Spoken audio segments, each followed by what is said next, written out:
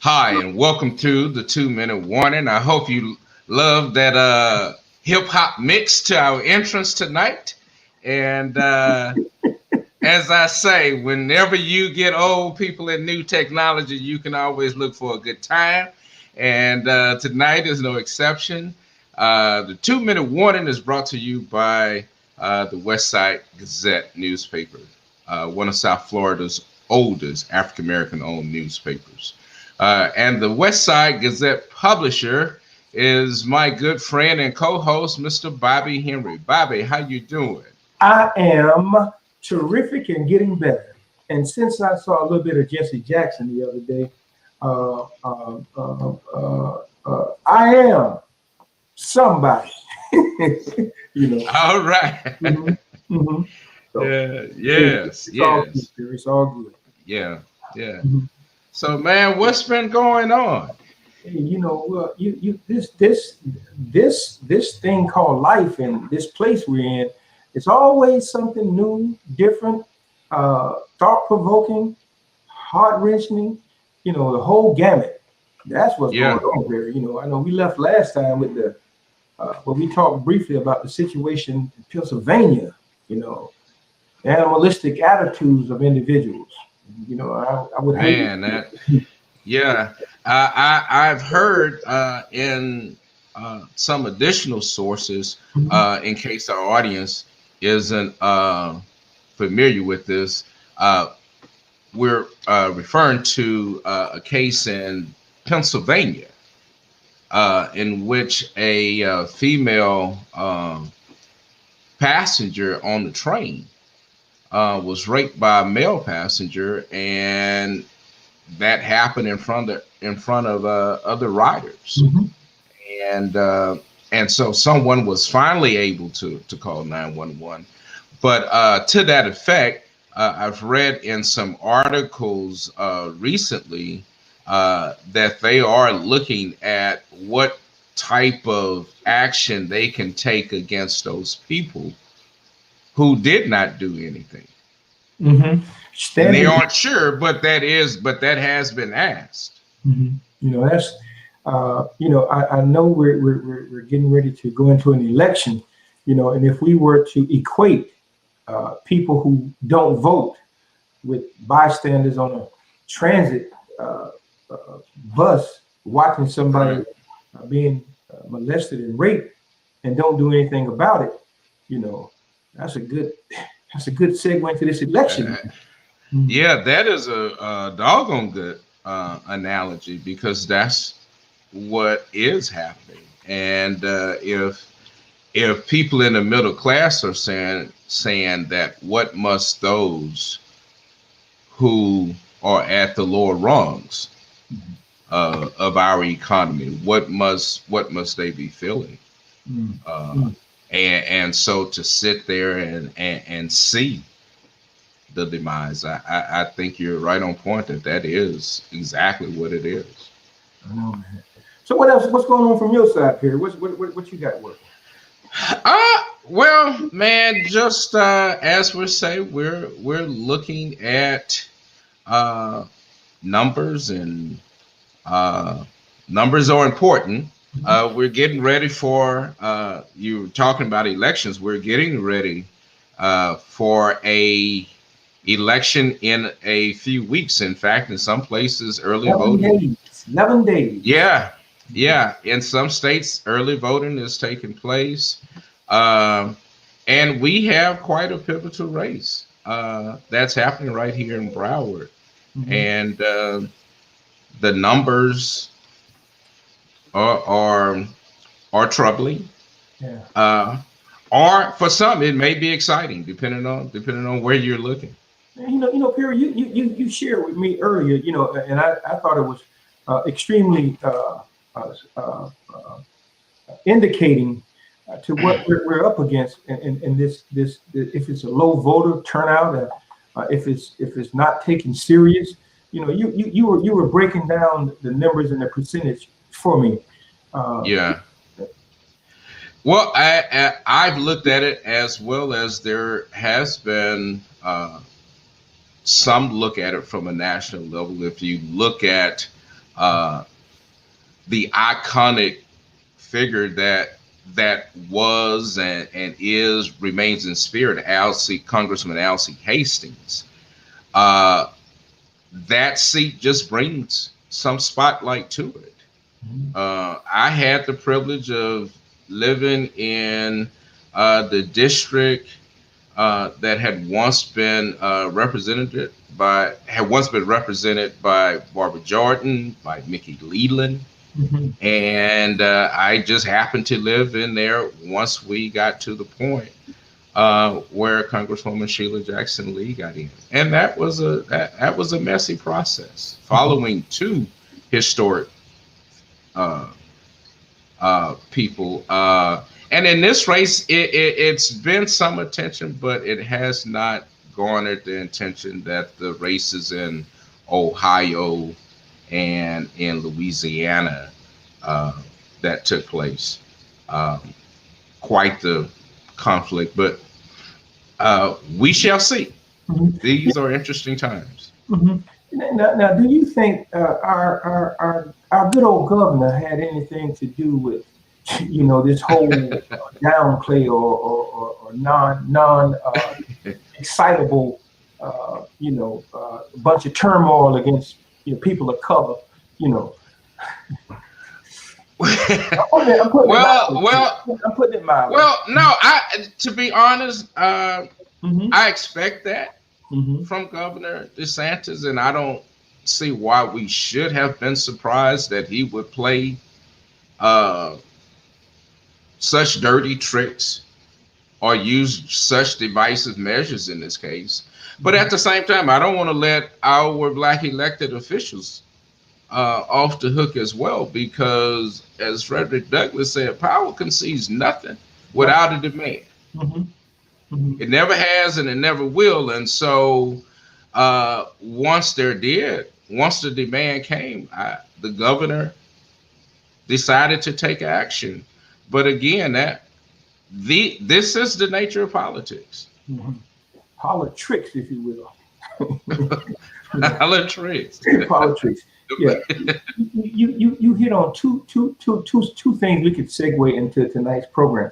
When you talked about the pillar of the man and Congressman Alcee Hastings, we're gonna show a brief clip of his road to Congress. We're gonna play a little bit of that, and then there we have a.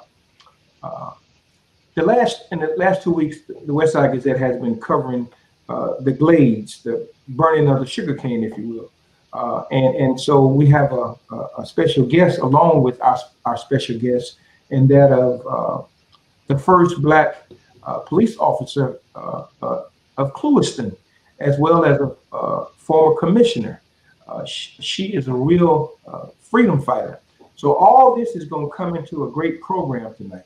And we just hope Right. that our listeners, and I see that we have Miss Lumpkins and Miss Henry, Karma Henry, tuning in. And if any other visitors out there got any questions, please don't hold back. This is an open forum. We're going to have a family discussion, Right. and just talk. You know, I might Yes. throw some opinionated statements out there, but if they lies, you tell me. So. Right. Mhm. Mhm. And that is the very nature of politics. Mhm. That should be how we come to a consensus of who our leader should be, is to have these type of discussions. And so I'm just excited, uh, and we are planning. Just to let you know, we've sent invitations to all of the candidates. We've invited them to come and sit down and not talk with Bobby and Perry, but to talk with the community and to let you know them. Some of them are well known, but I still think And I still believe that there is a lot we need to know about who leads us. And Perry, you said something. Some of them are well known for good reasons, for indifferent Hmm. reasons, and for no reason. So Right. we want people to be aware, and Hmm. this is no happenstance moment, and we could just allow anybody to come in and fill a seat, friend or foe. Yeah. You know, Right. this Yeah. is not the time nor the place. Yeah. Yeah. As a matter of fact, in preparing for this, Bobby, I went back and looked at the history of Josiah Walls and how Josiah Oh, hmm, became, and it was quite interesting that was quite contentious at the time as well. There were several other blacks involved in it, including gosh, I'm trying to remember his name, but he was out of uh, Robert Meacham. Robert Meacham was from the Quincy area, hmm, and Josiah was considered one of the new rebel, one of the progressives and leading voices. But the way that they did voting back then, it took 11 ballots before Josiah became the nominee. And the reason why he became the nominee was because the other blacks in the race dropped out because they knew that the white establishment wanted Meacham hmm. and the blacks wanted to have a person that they chose. And so the other black candidates stepped out of the race so Josiah Okay. could have that seat. That was quite interesting. Put that name in the chat box, man, because I would love for our viewers to actually go a little deeper and find out who Josiah Henson was and really understand Yeah, what we're saying. Also, too, yeah. Perry, after we show this video of Congressman Hastings, I want you to introduce our audience to our special guest. You know, Okay. okay. So, if you will, if you would play the video, please. Sitting in his congressional office in 2007, Al C. Hastings reflected on a life that began in Altamont Springs, Florida in 1936. My dad used to say to me, "Boy, be your own boss man." Hastings set out to do exactly that in 1963 when he started a law practice in Fort Lauderdale and came up against his first major legal battle. I came here on a Thursday and tried to stay at the Holiday Inn in Coral Ridge and was told I couldn't rent a room there because I was, by that time, a Negro. After Hastings made a name for himself fighting the hotel, his uncle convinced him to give politics a shot. So I filed to run for the legislature. And then the big article, Negro runs for state legislature. That was the first time that had occurred. Hastings lost, but that didn't stop him from trying again and again and again. I ran for the Public Service Commission, I ran for Secretary of State, I ran for governor. I lost all of those elections, but I always remind people that Abraham Lincoln lost a lot of elections before he became president. Hastings continued to work in private practice until 1977 when he was chosen to serve as a circuit court judge in Broward County. If I look at periods in my life, the state court period was the period that I think, as an individual, that I was most productive for this community, or South Florida. In 1979, Hastings was appointed a federal judge for the Southern District of Florida by President Jimmy Carter, an honor that soon led to his darkest moment. In 1981, Hastings was indicted on charges of soliciting a bribe. Although acquitted in 1983, a separate judicial investigation led to his impeachment and removal from the bench in 1989. For solace, Hastings turned to his roots and to his mother. The thing that everybody liked to do in Altamont Springs was keep things light. And my mom was capable of, even in the darkest of that period, doing and saying things that would make me laugh. Hastings felt redeemed by his election to Congress in 1992. He enjoyed his travels around the globe as part of the Helsinki Commission, but never lost sight of his humble beginnings. I'm still that little boy from Altamont Springs that had the best damn upbringing that a child could have and didn't know he was poor and didn't care. I wish maybe that everybody could have been raised in Altamont Springs. Thank you.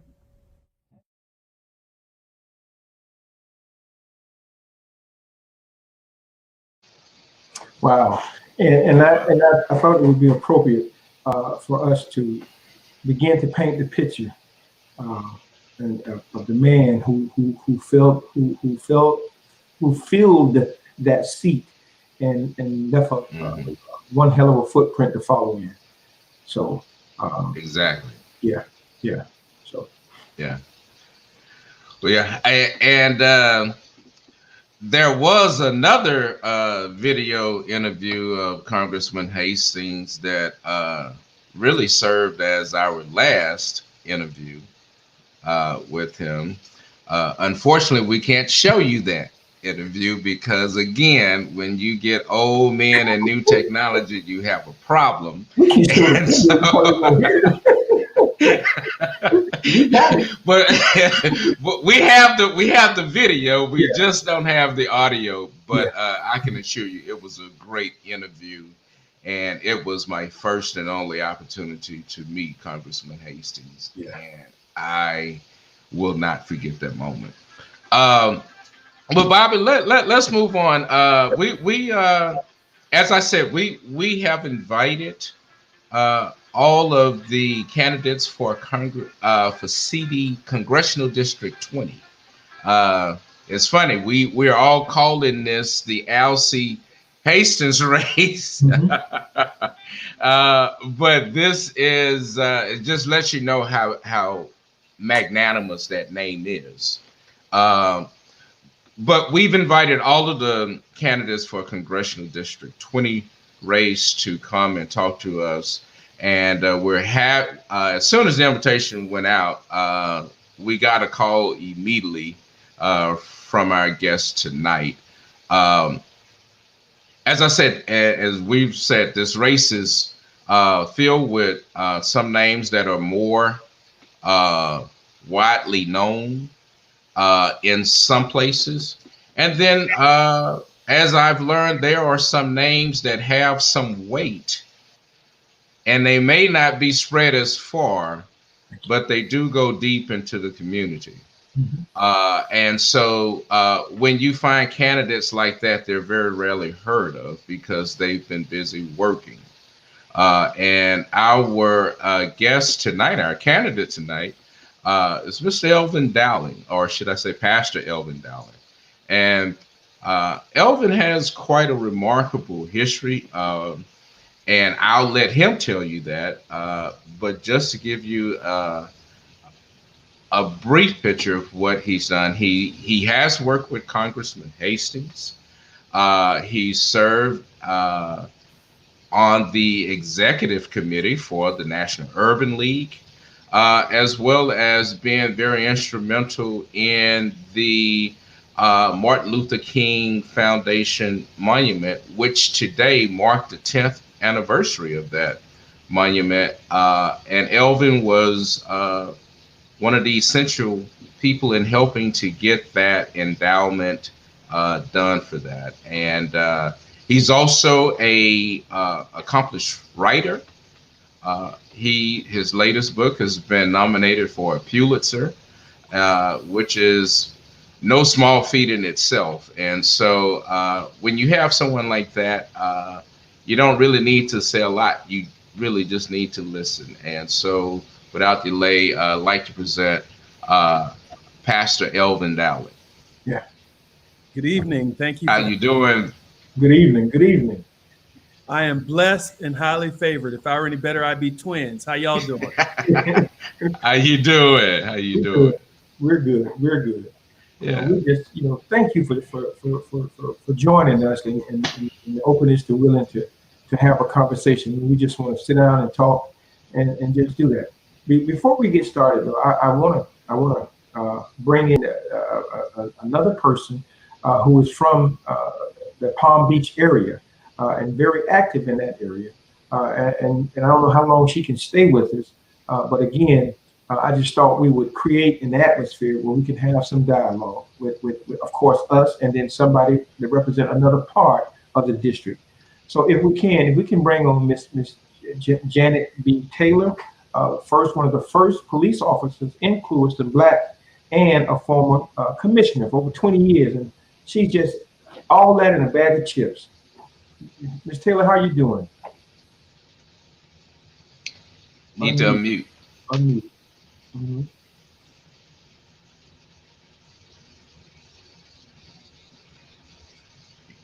Not yet. You still don't hit that red button.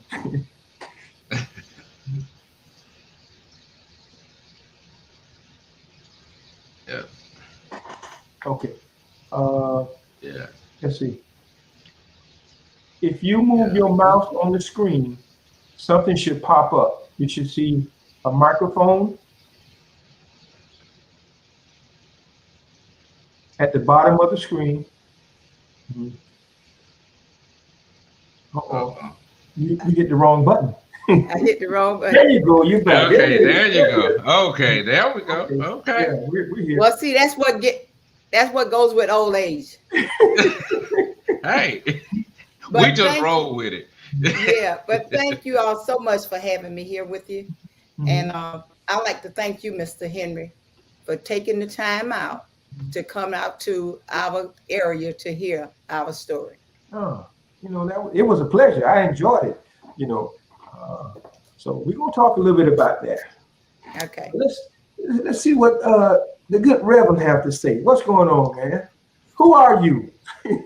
Well, I guess the first thing I would say is ain't nothing going on but the rent. First and most importantly, let me just say thank you so very much for having me here. It is I'm just peacock proud and high and happy to be joining you on 2 Minute Warning.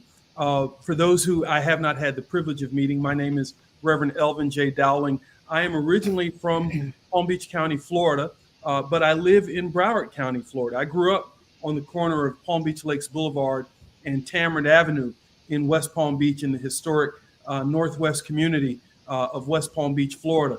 And, Mr. Henry, when you looked out of my front window, we saw the Church's Fried Chicken. And when you looked out the back window, you saw the Coleman Funeral Home. Now imagine that. But I like to say that the Lord has been good to me. I had the opportunity to go to school at Hampton University in Hampton, Virginia. When I was a student there, both of my brothers were killed on the streets of Palm Beach County. And so I understand sort of the challenges that we face in this community. I ended up, as you mentioned earlier, had the opportunity to serve as chief of staff, first for the Alpha Phi Alpha Fraternity Incorporated, where we built the Martin Luther King Jr. Memorial. And today we actually marked 10 years since we dedicated the MLK Memorial on the Mall in Washington, D.C. I also had the opportunity, as you mentioned, to serve for several years as chief of staff for the National Urban League on Wall Street in New York City. And I actually got my start in community service at the local Urban League in Palm Beach County under the great Percy Lee. And I had the privilege of working for his wife, the Honorable Maud Ford Lee, when she was a county commissioner. So that's a long way of saying I have spent my life trying to serve real people in a real way. And that's, in a nutshell, who I am. Okay. Mm-hmm. You got a very impressive bio, and we know that you can articulate. I'm like you said, I'm peacock proud that you can dine with kings, but you can also walk the street with people like me, and I'm appreciative of that. Now I've listened to a lot of what do you call them? Programs of candidates forums. Yeah, candidate forums, and but none of them had anybody from Palm Beach that I was aware of. So I'm sure, Ms. Taylor, if you had an opportunity, you got an opportunity to talk to Reverend Dowling. Is there anything that you would like to ask him or get from him, or his feelings on certain issues? I most certainly would. Okay. Mr. Dowling, like they say, LC shoes is not, I don't think anybody's going to be able to feel him. Mm-hmm. He was a unique individual within himself. So anybody that come is now is going to have to walk a tightrope. Not only that, they're going to have to provide. And we are a very unique part of the district in District 20. And although we were probably the smallest part of LC District, he always looked out for us. So my question to you is, I'm sure that you've researched a lot of our area. What do you think you can bring to our area to help empower the people in our community? Thank you very much, Ms. Taylor, for that question. And let me just say that while I grew up on the corner of Palm Beach Lakes Boulevard and Tamarind Avenue in West Palm Beach, and I live in the wonderful city of Miramar, I have spent most of my time working in a real meaningful and significant way on behalf of the people of the Glades. And you say, Reverend Dowling, what do you mean by that? I serve as chairman of the board of an organization called Palm Beach Harvest Food Bank, and it is one of the largest independent food banks in Palm Beach County.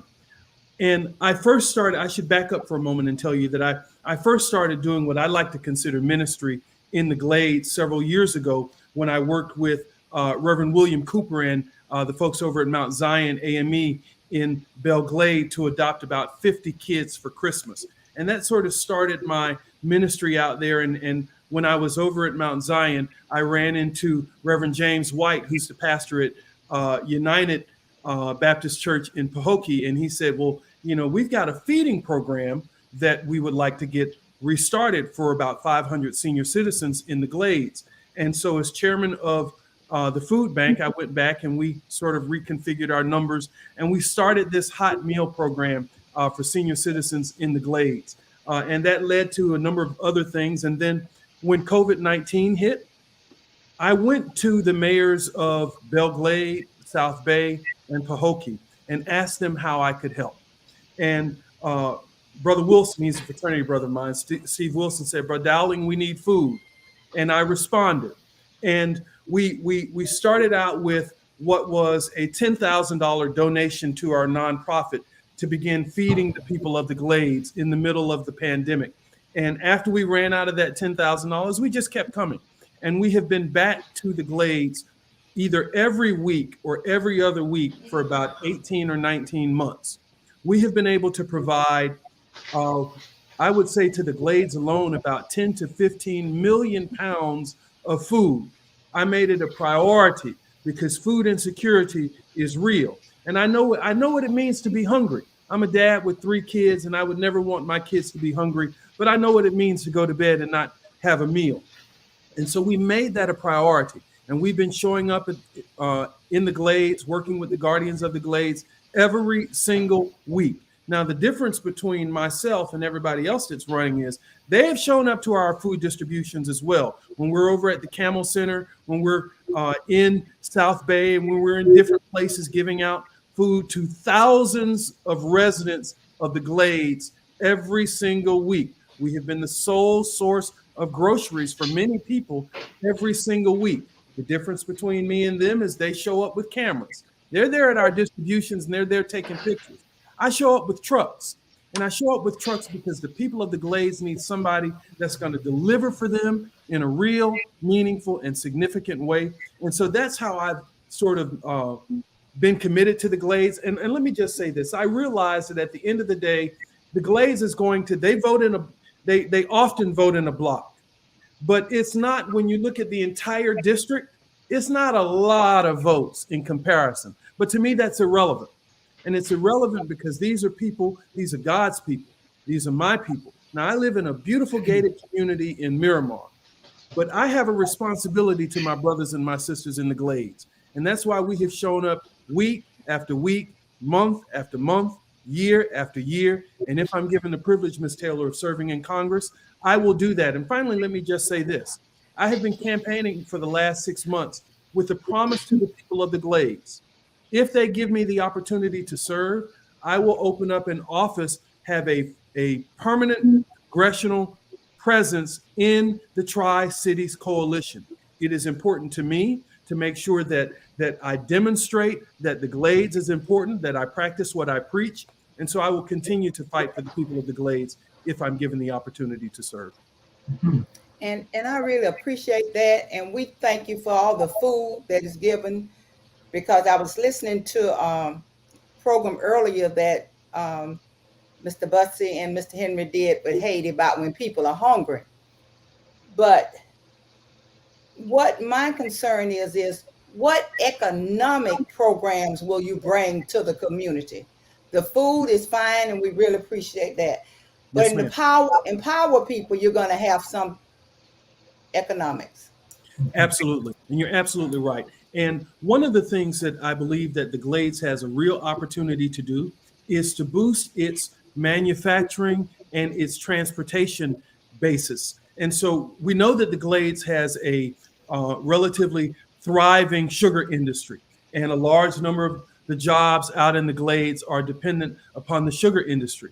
But I think that as a member of Congress, I should be ready, willing, and able to work with the local businesses in the area, to work with industry in the area, to attract manufacturing jobs to the Glades. There's an opportunity to attract some transportation jobs, because if we do begin building up a manufacturing base, because the Glades is so far out, we also have to create transportation jobs and opportunities to get whatever it is we're producing from the Glades to the broader community. And so I think that there's some real opportunities there, both in manufacturing and transportation. But I also think that we should do everything that we can to make sure that the sugar industry has the resources it needs to make sure that we have good, sustainable jobs. You know, I'm crazy enough to believe, Ms. Taylor, that we can have what's called the triple bottom line, which is where we focus on people, planet, and profits.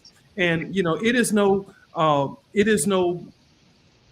secret to anyone that the Glades has an environmental issue, and it is often precipitated by a lot of people believe by the black snow. And so let me just say that I believe in fighting for lives in addition to livelihoods. And so I will work to make sure that we can open up exporting opportunities, for example, in Cuba, where we can do trade, because we have a thriving agricultural base in District 20. And we should be able to do trade in other countries. But we should also be able to build the industry that's there, but we got to create some new jobs. And so as part of my role as a member of Congress, I'm going to focus on doing just that. Yeah, and you know, glad you said we're talking about the sugar cane. The environmentalists give us such a hard time. And I was so proud when Mr. Henry came out that he actually saw the burning of the sugar cane. He saw all of that, and all the black snow that they talk about. He could really see firsthand for himself. So we believe as a community, I have a group called Glades Life Matter. And we believe if we're not at the table, we're on the menu. So everybody talks about us, but nobody bothers to come and talk to us. So that is where we are with that. And I'm glad Mr. Henry can verify what he saw. Mm-hmm. Mm-hmm. I will. I can do that. I wanted to, you know, and I wanted to, I wanted to give Perry an opportunity to step in and say something, because I can come back and talk about what I actually witnessed and is reported in the paper. You know, there is, let me just say this: there has been a lot of misinformation about the Glades and the burning of the sugarcane field. I can say that. I stood 20 yards from a burning cane field, completely engulfed in flames, and I did not cough. My clothes didn't smell like smoke, you know, but this is now a modern technique being used. What was done in the past, I can't speak for that. But what is transpiring right now, I can talk to that, and the fact that the environmental concerns that are being addressed, even with water, I can attest to that, you know. But Ms. Taylor, you're absolutely right. But I wanted Perry to come in and ask some questions about. Yeah, but no, you don't go nowhere. No, I'm not going. Mm-hmm. No, no. As a matter of fact, I think this is very good because uh, as I know I'm not new to Broward anymore, but I'm still relatively new and still understanding the area. I've only been here for 5 years. So some of these areas that you talk about, while I don't know them specifically, I'm from Southeast Texas. So I can speak to those same things that we see in the politics and in being from a heavily refinery industry. So we share some of the same approaches to this, and so Elvin, you're here from a position of being very much a servant. Um, Coming into this, what are some of the areas such as the Everglades? Uh, what are some of the things you want to bring to this office that has been I won't say overlooked, but but our eyes have been toward progress and not on the sustainability of those communities that have been our bedrock. So how do you see that coming into this pivotal moment with COVID and again moving and still trying to bring those who were already behind before COVID back into the mainstream? Thank you, Perry, for that question. If I could just tack back to a statement that Ms. Taylor made that is so prescient and is one that I have been using on the campaign trail over and over again. It's this idea that if you're not at the table, then you are most certainly on the menu. And so when it comes to, I believe, issues of importance for the people of the district, one of the things that I have been talking about over and over again is this idea of the importance of voting rights. We are under assault when it comes to voting rights in this district and in this state. And there are outcries now for the governor of Florida to call an election for 3 legislative seats that have been vacated. So let's be clear, the people of their districts have been abandoned for political purposes. And so this is a special election to fill a seat for 8 or 9 months. And so when we say I'm committed to the people I stood up to represent, and when I raised my hand before God and at least 4 or 5 white folks and said that I was going to represent to the best of my ability, then you should do that. And what we have been hearing over and over again is this idea of, well, it's okay that I quit and abandon the voters because I'm term limited. Well, to me, term limited means to serve to the limit of your term, to not walk away, to not give up the ghost, but to fight the good fight of faith. And so voting rights has been something that I have championed. One of the first things that I did, not one of the first things, the first thing I did, my very first day in this race, I sued the governor of Florida in federal court. I sued him because he has been violating the voting rights. He was violating the voting rights of 802,000 people in this district, most of whom are Black and brown. And so I looked around and I said, well, somebody's got to say something. And I looked to my left and nobody spoke up. And I looked to my right and nobody spoke up. And then I realized that somebody had to be me. And so I went to federal court and I forced the governor of Florida to hold this election. So to be clear, we wouldn't be having an election because he called it 4 days after I sued him in court. And so instead of facing the music with the judge in my lawsuit, he relented and decided to do the right thing. And so voting rights to me is critically important. But there are 3 reasons that I have been touting as my legislative priorities. Those are better jobs, safer communities, and servant leadership. Now, I realize that because this district is so wide, better jobs, safer communities, and servant leadership means something very different in the Glades than it does in Riviera Beach, than it does in Miramar. And so when it comes to better jobs, for example, I have been campaigning for universal basic income, a UBI for people who live below the poverty level, as well as for senior citizens. I have seen these food lines, and we have, too many seniors who are in their golden years who cannot fend for themselves.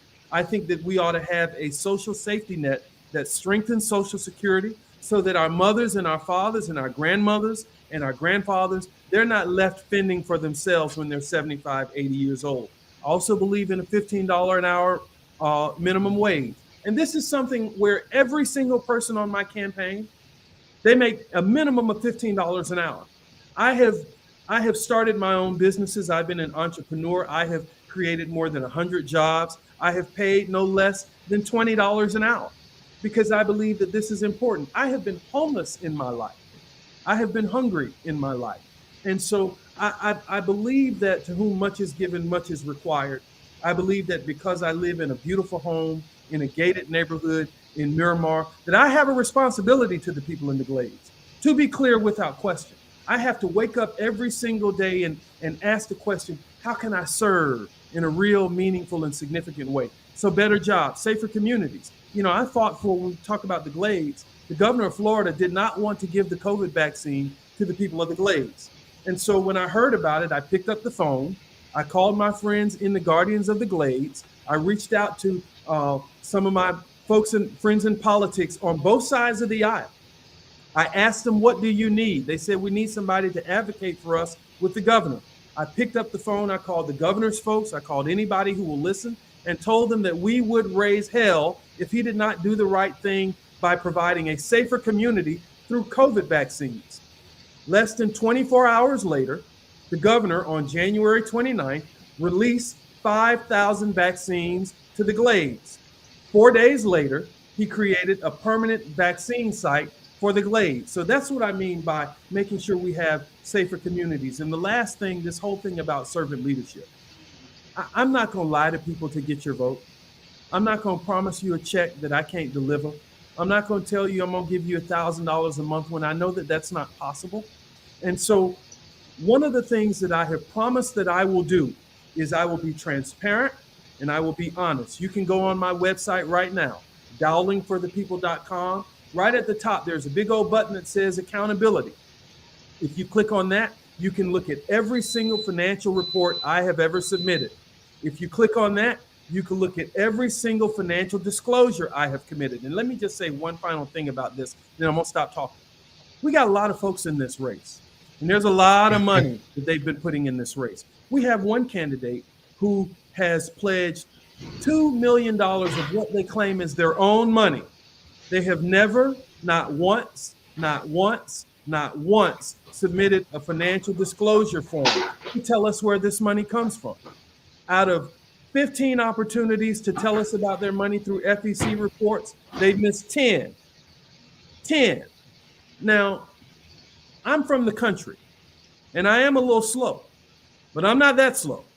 And I believe that the people of the 20th district deserve a right to know who's paying for all. I mean, you drive up the district, y'all seen it, it's signs everywhere, but you can't tell who's paying for it. And then these are the same folks who will stand up and say, I support, election reform. I support the For the People Act. Well, what does the For the People Act say? It says that you shouldn't put dark money into campaigns. It says that you should fill out your forms. It says that you should tell us where these monies are coming from. So while they're telling you that they want to play by the rules, they're doing something else. I believe that people deserve better. And so I've spoken out against it. I spoke out against the governor. And I should also say I was the first person in the state of Florida to sue the governor of Florida over his mask mandate. When he said that our kids, that the school board could not mandate that our kids be safe with masks, I was the first person in the state of Florida to sue him.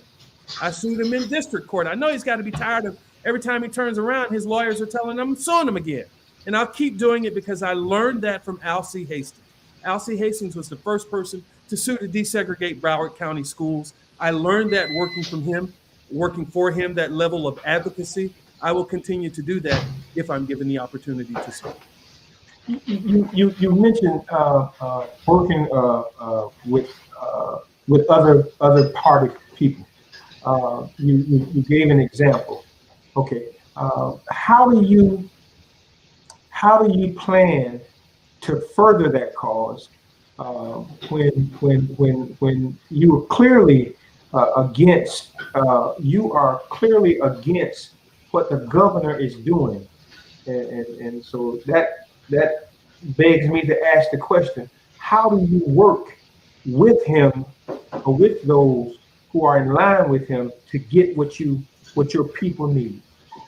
That's a great question. And let me just say that I want to be clear. I'm for who's for me. If you for me, I'm for you. And if I'm for you, that means that you're for me. And so I support anyone who wants to make sure that Black people have an opportunity to enter the social and economic mainstream. But if the governor of Florida stands in the way of Black progress, Elvin Dowling will speak up. If the Speaker of the House for the state of Florida or in the Senate stands up against progress for real people, I will speak up. I think it's important to note, and you do bring up a good point. You do have to be able to work across the aisle if you want to be able to get something done. I have a demonstrated history of doing that. As you mentioned at the top of the show, I served as chief of staff for the National Urban League in New York City. And the Urban League has 105 affiliates all across the nation, to include in Palm Beach and Broward counties. One of the things that I did in my role as chief of staff was work across the aisle. I worked with the Bush administration when Congress and the Republicans were in charge in the early 2000s. They could not work with the Congressional Black Caucus on getting something done when it came to giving Black people an opportunity to have federal money to put money, down payment assistance for their homes. And so they reached out to the Urban League. And I sat down with Republican members of Congress. We hammered out a deal in which Black and brown people across this country got tens of thousands of dollars to put down on the purchase of their first home through the American Dream Home Ownership Down Payment Act. And so I've demonstrated that I can actually reach across the aisle and get things done. But let's be clear about it. When you stand up against Black folk, if you come at us, be prepared to draw back a nub, because I will fight for Black folk till hell freezes over, and then I'll fight on the ice. Your book,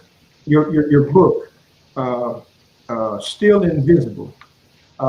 Give us a little understanding. What was behind you writing that book?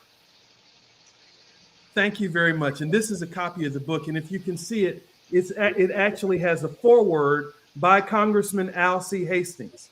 And so I wrote this book with Congressman Al C. Hastings. This book was really a labor of love. It started right after the murder of Michael Brown in St. Louis. I found myself, and I am a reverend, and I'm working on the reverential part. But I found myself fussing at the TV over and over again. And again, I kept saying, somebody needs to say something. Somebody needs to do something. And my wife, who's been with me for 17 years, she said, well, then obviously it's you. And so I started writing really as a means, as a catharsis for myself, to process how I was feeling about what it meant to be Black. I did not intend to write a 530-page tome on life in Black America, but it's a long story. And so I started the book. Really, to sort of show you how I shaped it, we broke the book down into 15 different chapters on issues that impact Black men in particular and Black people in general in a real way. So we talked about Black men in law enforcement. I have a chapter called What Do You Call a Black Man with a PhD that talks about Black people in higher education. We dealt with Black people in the military, African-American men in economics, 15 walks of life. I interviewed Trayvon Martin's attorneys on what it meant to be a Black man in the criminal justice system. And what we found was that regardless of where our brothers came from, whether they were rich or poor, whether they came from the South, the East, the North, or the West, they all tended to have the same story, which is a story of racial oppression. It is a story of being discounted, of being counted out, of being picked on, but also being able to pick yourself up and to move forward. And one of the great things that I'm pleased about the book is the fact that Congressman Hastings tells his life story in the book. And so he talks about growing up in Altamont Springs in the 1930s, the year that he was born. A few months before he was born, Jesse Owens won the gold medal in the Olympics in Germany, and he sort of smashed this idea of a superior race. And Congressman Hastings talked about how he has always, been taught this idea that somebody said that it couldn't be done, but Alcee with a chuckle replied that maybe it couldn't, but he would be one who wouldn't say so till he tried. And he talked about his life's experiences being impeached for an offense that he maintained to his death that he did not commit. He talked about all of that.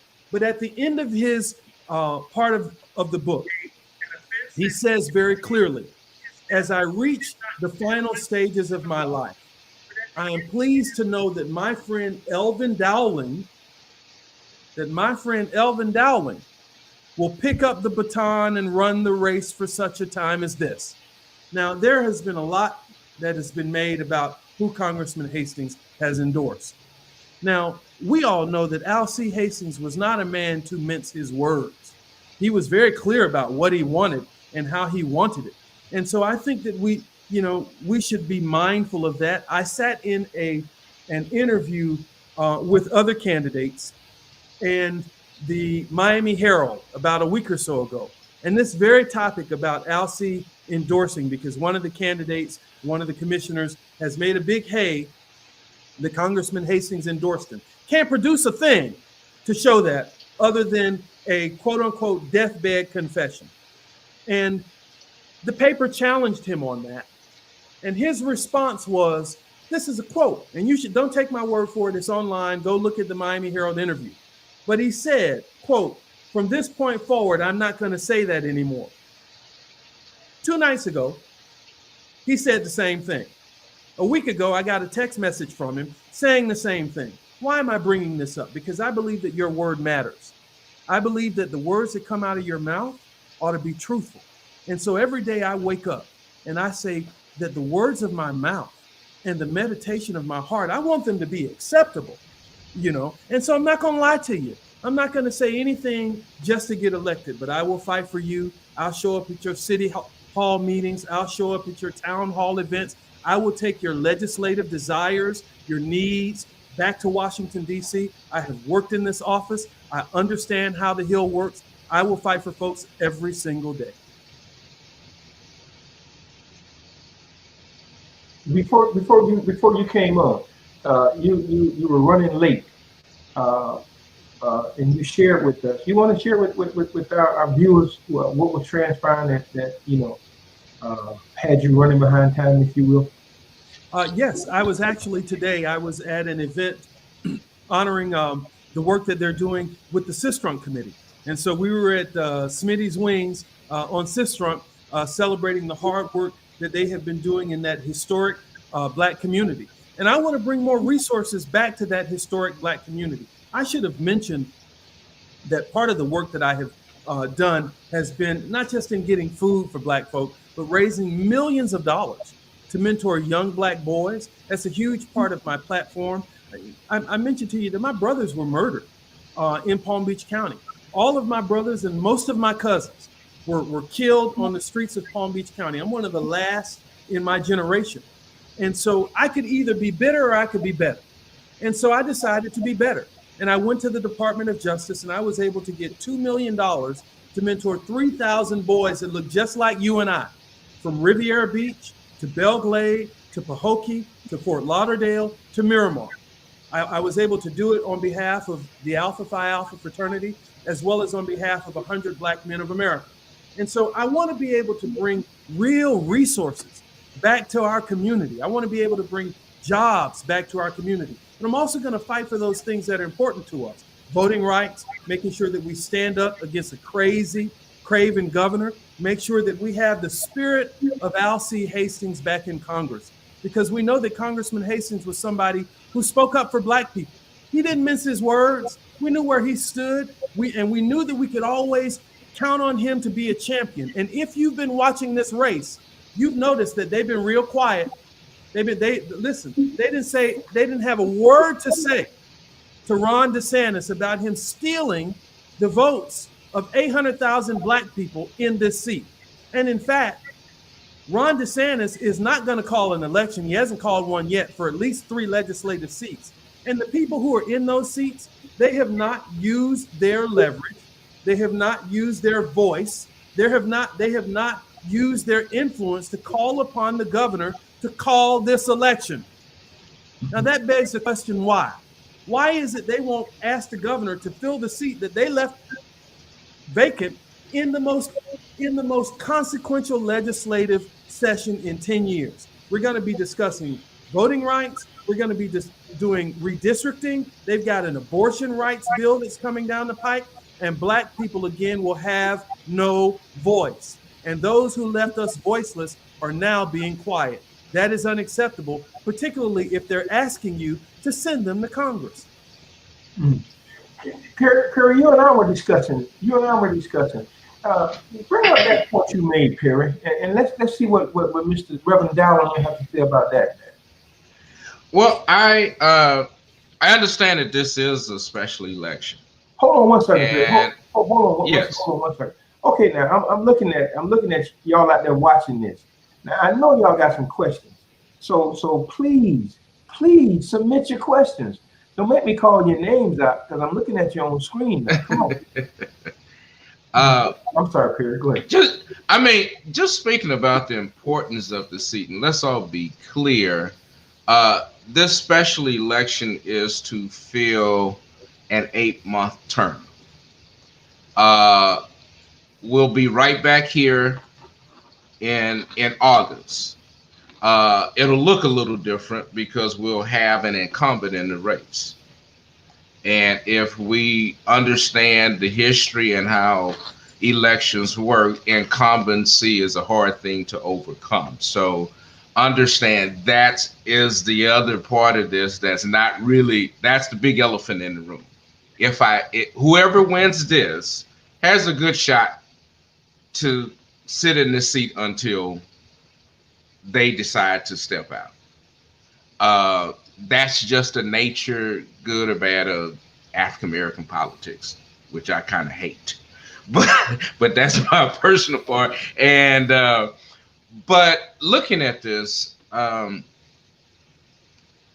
there's Elvin says this is 802,000 people in this district. According to the current supervisor of election records, there's 243,000 voters in this district. As of today, 11,000, close to 12,000 votes have been cast, but that's less than 5%. For a race this important, at best, we're probably going to see 25% or less of a turnout. And of that 25%, someone will probably win this in the low 30s, maybe high 20s. What that means is that a person won, but the majority of the district did not support that person. And that is the problem. And that is why this is so important, that we know our that we know our candidates, because all candidates are looking to their base. We wonder why Republicans talk crazy. They're talking crazy to the people who show up. Elvin, what have you been doing to try to help us get this vote up? Because this is too pivotal, because at the end of the day, out of 802,000 people, this seat will be decided by less than 30,000 people. That is a very prescient perspective. And in many ways, I think you're absolutely right. And so one of the things that we have been doing, and let me just back up for a moment. So I'm not new to this, I'm true to this. I haven't just started showing up in Black churches to get people's votes. And when I was out in the Glades for the 4th of July, I sing a little bit, and I sang the national anthem at the Glades fireworks show on the 4th of July. And afterwards, I had a wonderful conversation with Mayor Wilson, and I was the only candidate at the fourth event. And I found myself every time I show up, I'm like, why is it I don't ever see anybody else? And he said to me, you know, when Jesus healed the lepers, only one came back. Back. And so I have come back to the Glades over and over again, and I haven't come back just to ask people for their vote. But I also haven't gone back to the Black church just during election season. And so I would say probably 10, 11 months prior to this election, and before COVID-19 hit, I spent week after week, Sunday after Sunday, traveling to Black churches in West Palm, Riviera Beach, the Glades, registering people to vote. This was when Congressman Hastings was alive. And so this has been something that I have been committed to. And I wasn't being paid for this. I was going and I did it because I felt somebody had to do something. And so I decided for a 10-month period, I'm going to get in my car, and every single Sunday, I'm going to go to a different church. And I'm going to, if the pastor allows me to speak, I'll say a few words, but I'm going to be out front registering Black folks to vote. Now, with regard to this election, one of the things that I have done is I have reached out. I don't have the money that these big guys have. You know, and let me just say this too. Elvin Dowling is way too big to fit in anybody's pockets, which may very well be a reason why some of these PACs, perks, and privileges ain't coming my way. I've also said that I will not accept, and I have not accepted, corporate PAC contributions. It will be real hard for me to represent the interests of people, and I'm on the dole for big industry. And so I don't want their money. But what I have done is I can walk, you know, and that don't cost no money to get out in the neighborhoods and to knock on doors, door after door after door. I'm not going to tell you how many doors we've knocked on. The secret's in the sauce. But what I will tell you is that we have knocked on a lot of doors, and we have gone to a lot of events. We have asked people, are you registered? One of the things that I am doing as a part of a closing argument is I'm giving people access to register to vote. And so when you get my materials, we ask the question, are you registered to vote? If you're not, scan this QSR code. That takes you right to a place where you can register right there through your phone. So we want to make it easy for people to vote. I want them to vote for me. To be clear, I'm asking you, if you're watching, I would be honored to have your vote. But whatever you do, vote. Because if you don't vote, you don't count. And the time is up for us not counting anymore. Mm-hmm. Ms. Taylor, you got any questions, Ms. Taylor? Mute. You're mute. Am I mute again? There you go. Now there. you're on now. Mm-hmm. Okay. No, he pretty much answered. I was concerned about us being at the table, the jobs that we need to get coming to us, and just recognizing us and dispelling some of the misinformation about what's going on in the Glades. Mm-hmm. Okay. Well, Ms. Taylor, I just want to say, if I may, I just want to say that I have done my best over the last few years to try to understand the challenges that you have in the Glades. And I don't fully understand because I don't live there, but I'm there enough to know that there's a lot of work to be done. And so I just want you to know, and everyone else to know, that I'm going to continue to be committed to the people of the Glades. Whether you elect me or not, I'd love to earn your vote, number 2 on the ballot, number 1 in your heart.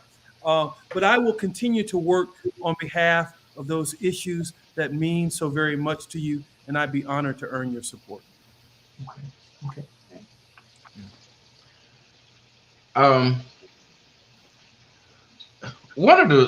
think one of the things that electing your leader is, it's about someone who can give you access. Mm-hmm.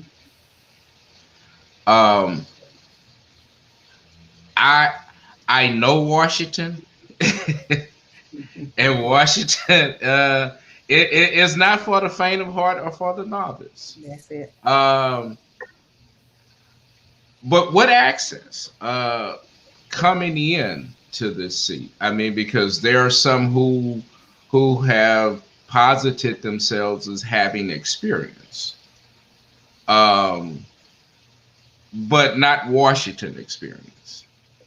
And so, how have you distinguished yourself from uh, your other the other candidates in helping the people understand what an effective advocate in Washington means for them?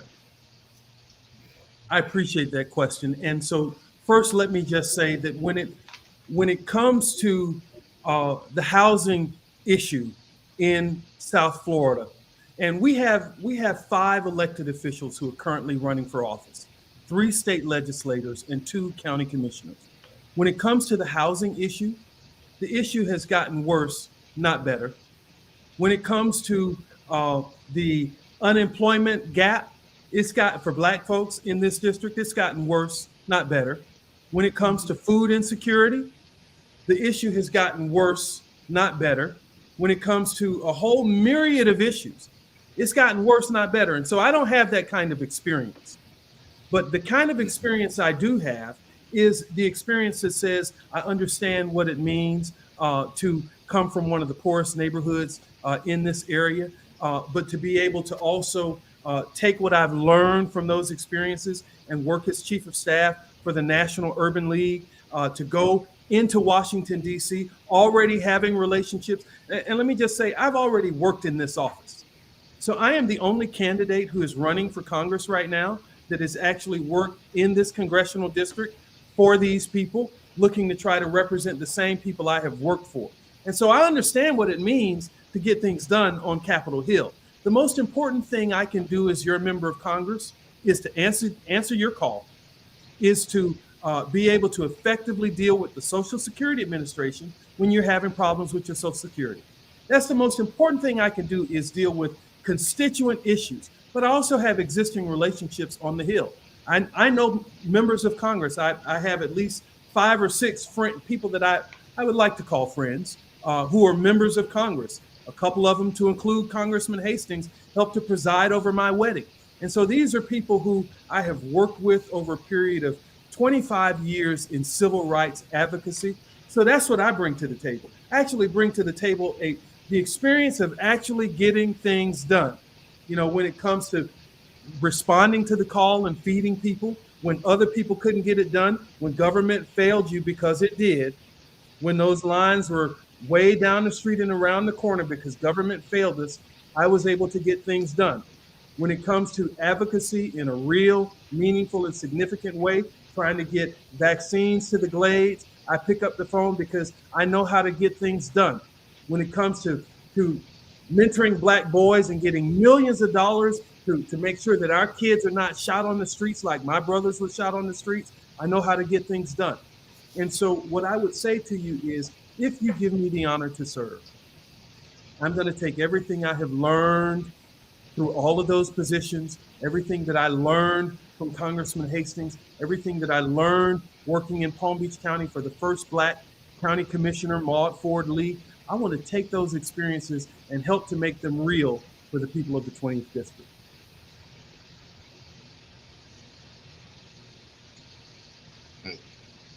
Okay. I hate to bring this discussion to an end, but the clock on the wall says that's all. No. Yeah. On a serious note, though, really, thank you, Ms. Jones, for your comments. Somebody just commented, said great. You know, for our closing thoughts or question or suggestion, let's start with you, Ms. Taylor. What, if I could ask, what do you expect from the person that fills that seat? And we'll go around the board with that. You actually start with me? Yeah, go, ladies What first. do I expect from the person? Yeah. I'm never going to expect them to be another LC. But what I expect them to do is to be the best representative that they could be. Not representing themselves, not putting themselves before people, listening. Sometimes people just need somebody to talk to. So it's very important that the person that sit in that seat, like you say, be accessible, that you can be seen in the community, that you're not just up in Washington and never around. I just think that that's going to be a very difficult seat to fill, but we look forward to working with whoever fills that seat. Very good. Okay. Elvin, have you given your last, 30 seconds for you is quite a task, but That's that preacher in him. yeah, yeah, but, you won't have us saying At amen. least, look, at least he didn't say I'm about to close. Right, So right, we right. all right. When I say that, it's another 20 minutes. Yeah. But if you will, Brother Dowling, if you give us, your closing Well, action step, if you will. Mhm. absolutely. Well, first, just let me say thank you, Mr. Henry, Mr. Busby, and Ms. Taylor for the opportunity. It is a privilege to be here. My name is Elvin J. Dowling. I'm number 2 on the ballot. I'd love to be number 1 in your heart. I promise you that I will work hard for you every single day. I will fight for you until hell freezes over, and then I will fight on the ice. I am committed to uplifting the lives of the least of these in a real, meaningful, and significant way, and I'd be honored to have your vote. Okay, very good. Brother Busby? I tell people I got involved in elections at the age of 6, and when we elected the first African American city councilman in my hometown of Beaumont, Texas.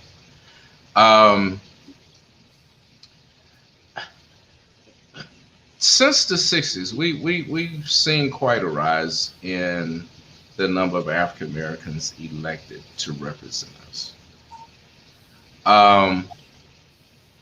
That's noteworthy, but I guess I'm getting old and I'm on the backside looking back at that hill.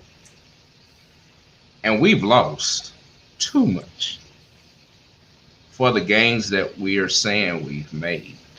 Mm-hmm. I mean that we, for the gains we've made, and we're still fighting and in some ways losing a battle over voting. And we were the first recipients of that. That happened in '65. We were all the first recipients of that. And it's like it's like giving a gift and you really don't care about it. And so I wish all of our candidates well, but I'm really looking for something intangible that I don't know if it exists, but I'm trying to find the person who wants to bring some honor back to this position and not just seek the honor out of this position. And that's so I it's not about politics, it's about character, and that's what I'm looking for. Wow, Mr. Busby, you put a little icing on that cake, buddy. But I do want to say thank you very much to everybody that was watching. Thank you for the comments. I have a couple of good friends out there. Vanessa Byers, I know you got a very mighty pen. I pray that you use it. And Miss Renee Jones, in your spare time, you are one hell of a reporter. We could use a lot of notoriety, if you will, about this election. We need to let people know it's not about friendship. It's about what's best for the people. It's not about self-serving. It's about what's best for the people. Mm-hmm. It's not about stepping out of a seat to try to get another seat. It's about the people. And I just want to say, you mentioned, Brother Dowling, that, you will fight till hell freezes over and the devil will wear ice cream draws. There was some noted hockey people. They were black, and they wrote a book called Black Ice. People didn't want to play against them because they played so hard. And I would say that those that come behind you, to this show, Don't get scared. Just come on. You know, we need to hear from you, and we need to hear your side. Yes, Right. it's difficult, but doggone it, we want the best, and you should want it too. And in the words of James Baldwin, I am what time, circumstance, history have made of me. Certainly, but I am also much more than that. And so are we all. God bless you. Take care, and let's do it again. Good night, everybody. Thank Good you. night. Good night. Good night. Thank you.